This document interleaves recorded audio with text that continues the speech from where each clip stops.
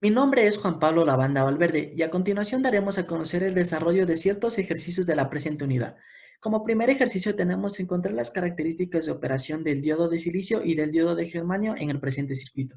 Como podemos identificar, el diodo de silicio se encuentra polarizado directamente, mientras que el diodo de germanio está polarizado inversamente.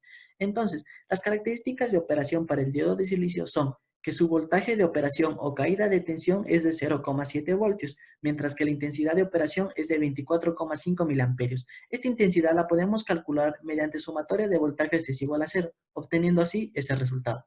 Mientras que las características de operación para el diodo de germanio, en este caso, se puede decir que está polarizado inversamente, pero en los textos se puede encontrar que su voltaje o caída de tensión es de 0,3 voltios, mientras que su intensidad de operación en este ejercicio es de 0 miliamperios.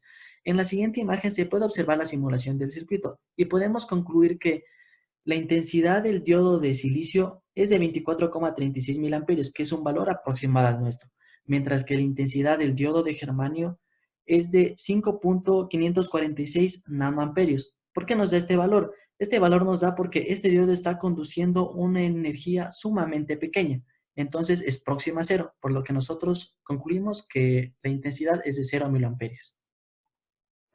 Ejercicio 2. Para el circuito de la figura, calcular la potencia que absorbe cada uno de los 6 elementos y luego comprobar por medio de la respectiva simulación. Entonces, analizando la parte izquierda, podemos decir que la potencia en la resistencia de 50 ohmios y la potencia en el diodo de germanio es de 0 vatios. ¿Por qué? Esto se debe a que en esa parte el circuito se encuentra abierto, debido a que el diodo de germanio está polarizando inversamente. Mientras que analizando la parte derecha, podemos decir que la potencia de la resistencia de 100 ohmios es de 60 milivatios. La potencia de la resistencia de 75 ohmios es de 45 milivatios. La potencia en el diodo de silicio es de 17,5 milivatios, mientras que la potencia de la fuente es de 122,5 milivatios. Aquí podemos comprobar mediante la ley de corriente de Kirchhoff, la cual nos dice que la sumatoria de potencias consumidas en los elementos es igual a la potencia de la fuente, lo cual está realmente comprobado.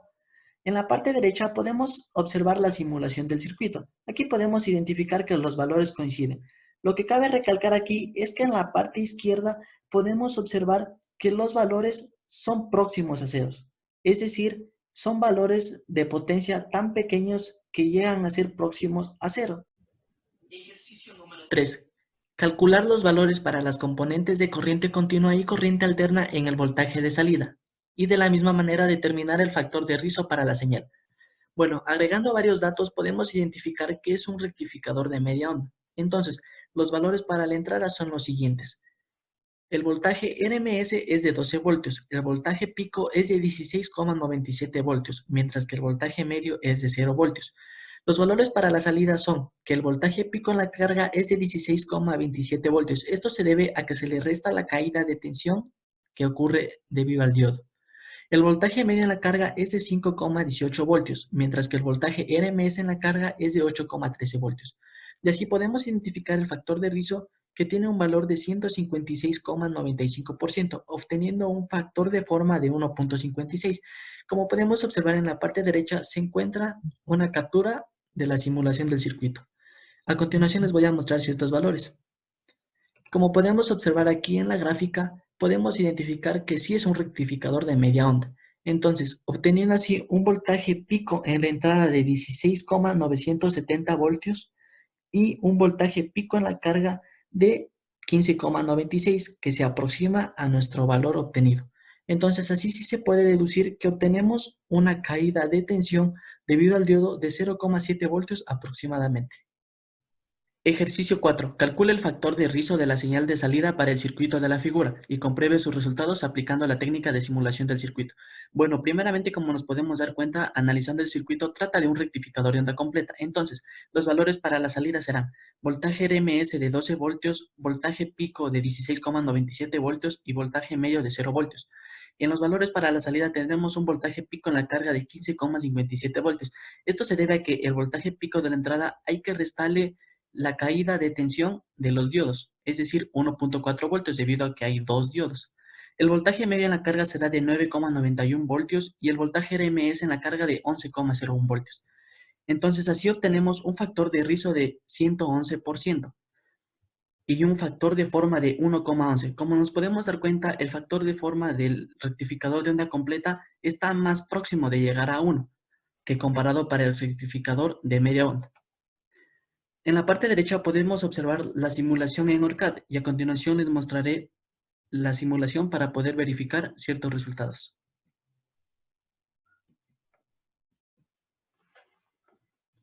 Como podemos observar aquí en la siguiente simulación, podemos llegar a obtener un voltaje pico en la entrada de 16,968 voltios, que está muy cercano al nuestro. Y asimismo, en la gráfica roja podemos llegar a obtener un voltaje pico en la carga de 15,962 voltios, y podemos verificarlo con nuestros resultados. Y la caída de tensión es de 1,4 voltios aproximadamente. Esto se debe a que en el circuito entran los dos diodos en funcionamiento. Ejercicio 5. Calcula el rango de valores para el voltaje V sub I en el circuito de la figura. Bueno, como podemos observar, se trata de una fuente de alimentación básica, la cual se caracteriza por tener un diodo Zener. Este diodo Zener es un tipo de semiconductor que también polariza inversamente. Entonces, agrupando los datos, también podemos obtener una fórmula del texto guía, la cual nos ayudará a obtener el voltaje en la entrada o en la fuente, que es V sub I, de manera directa. Así tenemos que resolviendo el literal A, cuando tenemos un voltaje en la resistencia L de 8 voltios, tenemos un voltaje en la entrada de 8,4 voltios, mientras que en el literal B, cuando tenemos un voltaje en la resistencia L de 12 voltios, obtenemos un voltaje en la entrada de 12,6 voltios aproximadamente. Como podemos observar en la parte derecha de cada literal, obtenemos un esquemático de la simulación que realizamos. Por cuestiones de tiempo, solo indicaré el voltaje en la entrada que se obtuvo al realizar la gráfica de literal A. Entonces, tendremos que obtener un voltaje de entrada de 8,4 voltios. Como podemos observar aquí en la gráfica y con el puntero,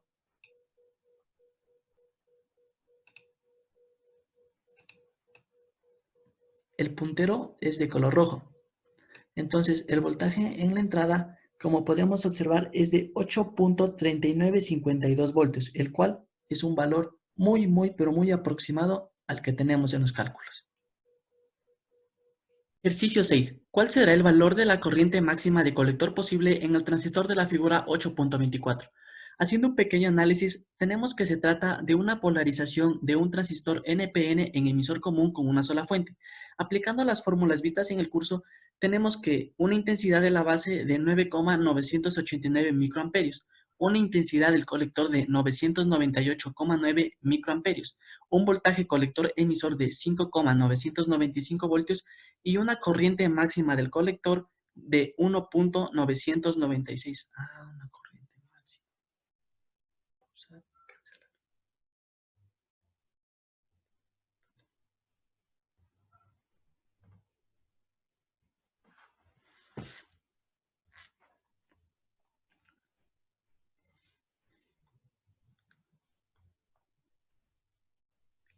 Ejercicio 6. ¿Cuál será el valor de la corriente máxima de colector posible en el transistor de la figura 8,24? Bueno, primeramente haciendo un pequeño análisis, se trata de una polarización de un transistor NPN en emisor común con una sola fuente. Aplicando las fórmulas vistas en el curso, llegamos a obtener una intensidad de la base de 9,989 microamperios, una intensidad del colector de 998,9 microamperios, un voltaje colector emisor de 5,995 voltios y una corriente máxima del colector de 1,996 miliamperios, llegando así a lo que nos pide el problema, que es la corriente máxima de colector posible. Bueno, a continuación les mostraré la simulación.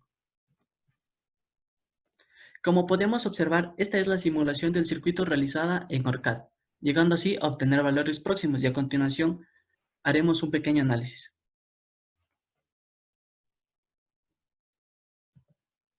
Bueno, como nos podemos dar cuenta, el cálculo con fórmulas llegamos a obtener una intensidad de la base de 9,989 microamperios y en la simulación llegamos a obtener un valor de 9,924 microamperios, llegando así a tener un margen de error de 0,065 microamperios. La intensidad del colector en el cálculo con fórmulas es de 998,9 microamperios, mientras que en la simulación es de 1002 microamperios, llegando así a obtener un margen de error de 3,1 microamperios. Y el voltaje colector emisor con el cálculo de fórmulas es de 5,995 voltios, mientras que en la simulación es de 6,034 voltios. Ejercicio 7. Con base en los resultados obtenidos en el ejemplo 8.4, haga un esbozo de las curvas características de salida del transistor. Bueno, primeramente, como nos podemos dar cuenta, en la parte izquierda tenemos los resultados del ejercicio anterior, en el cual obtenemos tres puntos: el punto de operación, el punto de corte y el punto de saturación. Y en la parte derecha podemos llegar a obtener la gráfica mediante GeoGebra. Aquí los puntos están representados por C, que es el punto de corte, Q, que es el punto de operación, y S, que es el punto de saturación. Y así podemos llegar a comprobar que el ejercicio está bien realizado debido a que estos tres puntos pasan por la recta. Ejercicio 8. Realice un nuevo análisis para el ejemplo 8.4, suponiendo que cambió 45% la beta del transistor por efectos del calor. Bueno, debido a cuestiones de tiempo, este ejercicio es muy similar al anterior. Lo único que debemos de cambiar es el valor de beta, que es de 100 a 145. En este ejercicio se ocuparía 145, y así llegamos a obtener la intensidad de la base, la intensidad del colector, el voltaje colector emisor y la corriente máxima del colector, que es el IC de saturación. Bueno, a continuación les puedo mostrar la simulación del circuito que fue realizada en ORCAD, en el cual nos podemos dar cuenta que llegaremos a obtener valores similares.